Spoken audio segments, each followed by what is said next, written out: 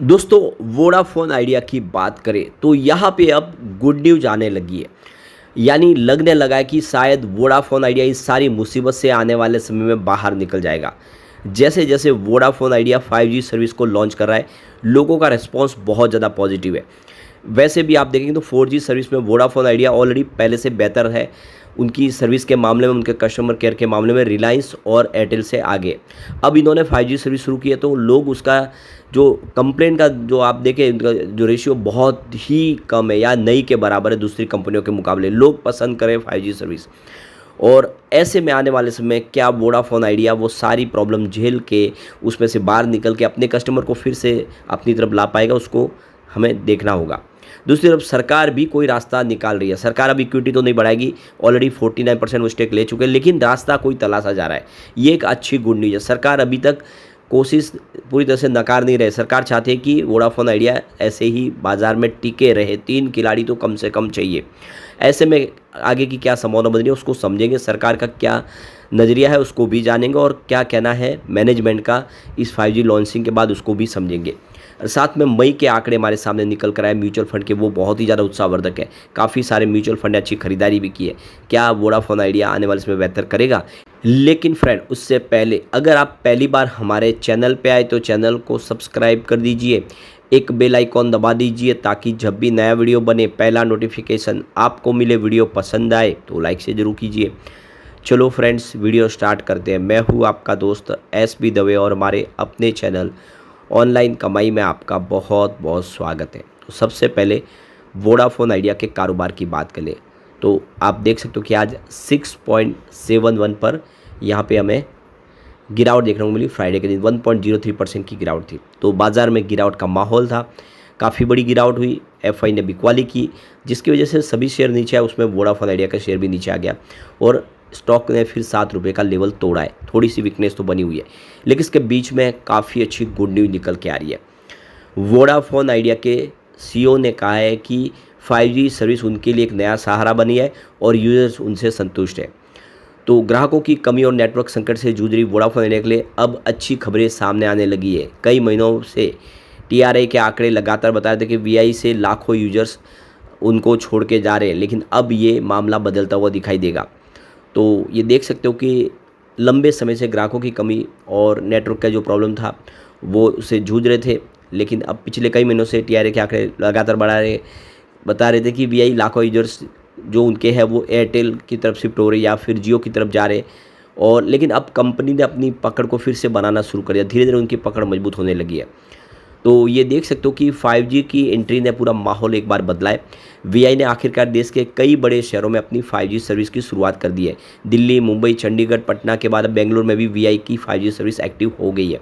हालांकि जियो एयरटेल की तुलना में कंपनी का रोल आउट धीमा है, लेकिन VI का दावा है कि जहाँ जहाँ 5G सर्विस हुआ है तो वहाँ पे बेहतर रेस्पॉन्स मिल रहा है। लोग 5G को हाथों हाथ ले रहे हैं। VI के CEO अक्षय मुंडा ने हाल में ही कहा कि 5G को लेकर अब तक हमें कोई गंभीर शिकायत नहीं मिली है। ग्राहक स्पीड और नेटवर्क से संतुष्ट है। जिनके पास 5G डिवाइसेस है वे इसे अपने तेज़ी से अपना रहे। ये बयान कंपनी के लिए एक सकारात्मक संकेत माना जा रहा है, जो अब तक केवल गिरती ग्राहक संख्या और घाटे की वजह से सुर्खियों में था, लेकिन अब मामला बदलता हुआ दिखाई दे रहा है। तो कंपनी की मौजूदा आर्थिक और ग्राहक स्थिति को देखते हुए ये कहना जल्दबाजी होगी कि 5G से VI की किस्मत पूरी तरह से पलट जाएगी या नहीं, लेकिन इतना ज़रूर है कि यह एक नई उम्मीद की तरह सामने आया। अब आने वाले महीनों में देखना दिलचस्प होगा कि TRA के आंकड़ों में VI की यूजर ग्रोथ दिखाई देती है या नहीं।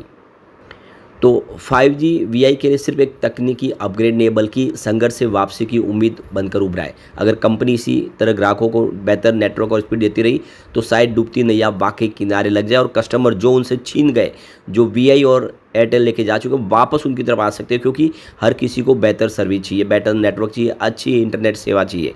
ये सारी सेवाएं अगर देती है और कस्टमर केयर बेहतर तो ऑलरेडी VI दे रहा है, तो कस्टमर उनकी तरफ आराम से आ सकते हैं।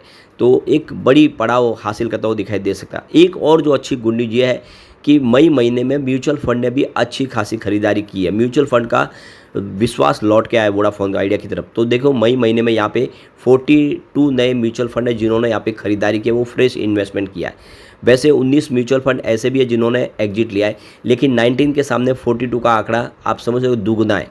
तो जितने यहाँ पे एग्जिट करने वाले उससे एंट्री करने वाले डबल है।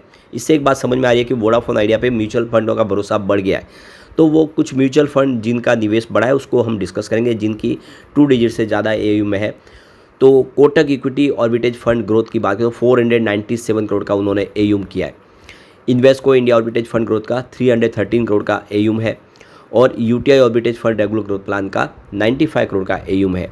इसके अलावा DSP dynamic asset allocation fund का 32 करोड़ का एयूम है। इसके अलावा Motilal Oswal Nifty mid cap 150 index का 12.68 करोड़ का एयूम है।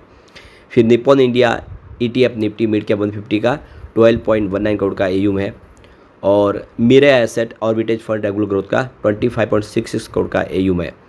फिर Edelweiss multi asset allocation fund regular growth का 33.60 करोड़ का एयूम है और उसके बाद 361 फोकस इक्विटी फंड का 62.98 करोड़ का एयूम है। तो DSP equity saving fund regular plan का 36.87 करोड़ का एयूम है। तो इस तरह से आप देख सकते हो कि बहुत सारे फंड हाउस ने काफ़ी अच्छा निवेश किया है और भी बहुत सारे, लेकिन वो जो सिंगल डिजिट में वो सब सारे अगर यहाँ पे डिस्कस करेंगे तो लंबा वीडियो हो जाएगा और इसीलिए हम इसको जो मेन है उसको डिस्कस किया। तो आप देख ही सकते हो कि इंडिया के जो टॉप के जो म्यूचुअल फंड है उन्होंने अच्छा खासा निवेश कर लिया है। एक और जो बड़ी गुड न्यूज़ निकल के आ रही है, सरकार वोडाफोन आइडिया को बचाने के लिए विकल्पों पर तलाश कर रही है, कुछ विकल्प ढूंढ रही है कि किस तरह से वोडाफोन आइडिया को इस पूरे भ्रम जाल से निकाला जाए। ये जो अभी इस समय पूरा माहौल बना हुआ है क्योंकि बहुत सारा कर्ज है, वोडाफोन आइडिया को भी समझ में नहीं आ रहा कि वो क्या करे। तो देख सकते हो कि यहाँ पे एजीआर जो इक्विटी में बदलने का तो जो रास्ता आप सरकार ने बंद कर दिया है। सरकार ने साफ कह दिया है कि अब और जो इक्विटी में बदला नहीं जा सकता है, जो बकाया है उसको एजीआर का, क्योंकि ऑलरेडी काफ़ी ज़्यादा सरकार ने रकम को इक्विटी में बदल दिया है। तो अब सरकार ज़रूरत पड़ने पर वित्तीय संकट से जूझ रहे दूरसंचार ऑपरेटर की मदद के लिए वैकल्पिक विकल्पों पर विचार कर रही है। दूसरे और रास्ते तलाशे जा रहे हैं किस तरह से वोडाफोन आइडिया को राहत दी जाए। तो ज्योतिराज सिंधिया ने स्पष्ट कहा है, हमारे जो टेलीकॉम मिनिस्टर है, कि हमने 36,500 करोड़ की रकम थी उसको इक्विटी में बदल दिया है और हमारी हिस्सेदारी 49% तक बढ़ गई है। अब आगे कोई चांस नहीं कि हम इसे और ज़्यादा आगे बढ़ाएं।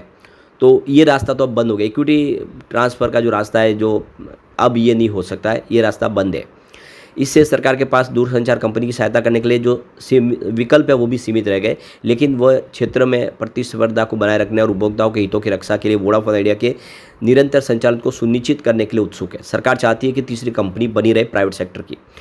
तो अधिकारियों का कहना है कि विकल्पों में से एक विकल्प सितंबर 2025 के दूरसंचार कंपनी के बकाए और आगे उसको और आगे बढ़ाया जा सकता है, उनको टाइम दिया जा सकता है। वो जब एजीआर और स्पेक्ट्रम भुगतान के लिए जो मौजूदा स्थगन अवधि है उसको समाप्त हो जाएगा तो समय बढ़ा दिया जाएगा कि आने वाले समय आप इस कर्ज को चुकाएं। हो सकता है कि वो जो ब्याज है उसको ब्याज को भी रोक दिया जाए। इससे सरकार के पास दूरसंचार कंपनी की सहायता करने के लिए जो विकल्प है उसमें कुछ और राहत की संभावना दिखेगी। सरकार को इस बात का ध्यान है कि सिर्फ एक ऑपरेटर को ऐसी राहत देने से निष्पक्षता पर सवाल उठ सकते हैं। यानी अगर वो सिर्फ वोडाफोन आइडिया को ऐसे कोई फाइनेंशियल सपोर्ट देते तो फिर यहाँ पे सवाल आएगा कि एक कंपनी का पक्ष लिया जाए। इसलिए सरकार कोई संभावित विस्तार कुछ लाना चाहती है, कोई ऐसा एक बदलाव लाने जब पॉलिसीज में या कोई ऐसा यहाँ पे कानून के तहत या किसी और तरीके से, ताकि जो दूसरी कंपनियाँ उनको भी उसका बेनिफिट दे, ताकि किसी प्रकार का उनके ऊपर सरकार ऊपर पक्षपात का ये न लग जाए कि उन्होंने सिर्फ वोडाफोन आइडिया के लिए ऐसा किया है। तो जो जानकार है उनका कहना है कि वोडाफोन आइडिया के एजीआर बकाए को 2 साल के लिए टालना समर्थन का एक उचित तरीका है, यानी 2 साल के लिए कम से कम उनको राहत दी जा सकती है।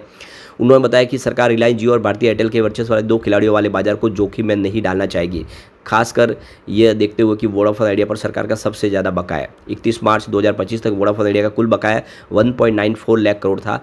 वित्त वर्ष 44 तक दे स्थगित स्पेक्ट्रम बकाया और बाकी 31 तक दे ब्याज के साथ में बहुत बड़ी रकम है। तो ये देख सकते हो कि सरकार चाहेगी कि ये पैसा भी न डूबे, अगर वोडाफोन आइडिया डूबेगी तो पैसा भी डूबेगा। तो इसके लिए सरकार कुछ कोशिश कर रही है जिससे आने वाले समय वोडाफोन आइडिया को राहत मिल जाएगी। तो सूत्रों से पता चलता है कि सरकार के राजस्व की सुरक्षा के लिए एक बीच का रास्ता निकालने के लिए अंतर मंत्रालय परामर्श चल रहा है, यानी मंत्रियों के बीच में बातचीत चल रही है। कंपनी को पर्याप्त राहत मिल रही है। अधिकारियों ने कहा कि वोडाफोन आइडिया के डूबने की स्थिति में बकाया राशि का अधिकांश हिस्सा कभी भी वसूल नहीं हो पाएगा। तो सरकार भी यहाँ पे कुछ रास्ता निकालेगी जिससे वोडाफोन आइडिया आगे चल पाएगी और 5G सर्विस जैसे जैसे बढ़ेगी कस्टमर भी फिर से इनकी तरफ आते दिखाई देंगे। यानी वोडाफोन आइडिया आने वाले समय फिर बेहतर कर सकता है। अगर मैनेजमेंट कोशिश करेगा तो वोडाफोन आइडिया को भी फिर से अच्छी स्थिति में ला सकते हैं। ऐसा कोई अभी खराब नहीं हुआ है वोडाफोन आइडिया के साथ में। तो देखना होगा कि क्या होता है, सरकार और कितनी मदद करती है। लेकिन फ्रेंड्स, कोई भी इन्वेस्टमेंट करने से पहले अपने फाइनेंशियल एडवाइजर से एडवाइस ले ले या अपना खुद का रिसर्च करें, क्योंकि मैंने वीडियो आपके एजुकेशनल पर्पज़ के लिए ही बनाया। वीडियो पसंद आए तो लाइक से जरूर कीजिए और चैनल को सब्सक्राइब कर दीजिए। Thank you friends.